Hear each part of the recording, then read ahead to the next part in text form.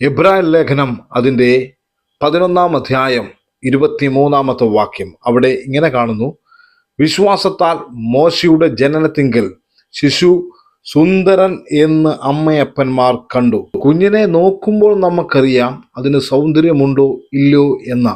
ഇവിടെ ശ്രദ്ധിച്ച്, ഇവിടെ പറയുന്നു അവർ വിശ്വാസത്താൽ അവർ കാണുകയാണ്. എന്താണ് അവർ വിശ്വസിച്ചത്? അവർ വിശ്വസിച്ചത് എന്തെന്നറിയാമോ? ഈ മിസ്രൈമിൽ നിന്നും, ഈ ഫറവോന്റെ ആധിപത്യത്തിൽ നിന്നും ഞങ്ങളെ വിടുവിക്കുവാൻ ഈ ശിശുവിന്, ഈ കുഞ്ഞിന് കഴിയും എന്ന് അവർ വിശ്വസിച്ചു.